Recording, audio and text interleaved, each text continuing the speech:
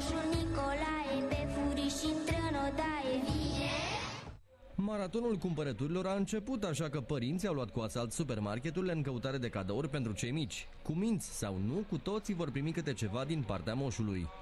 Merită, că au fost cuminței ca fiecare. Nu o să le iau noi de data asta și încerc să mă orientez la niște jocuri educative.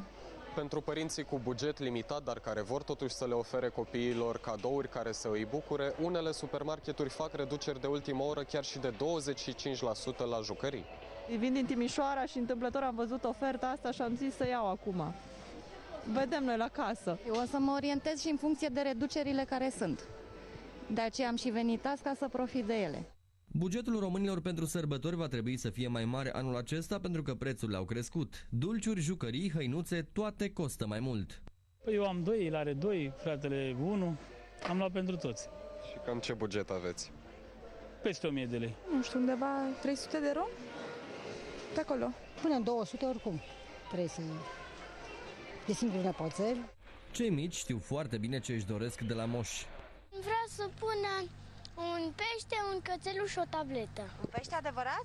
Nu, de jucărie.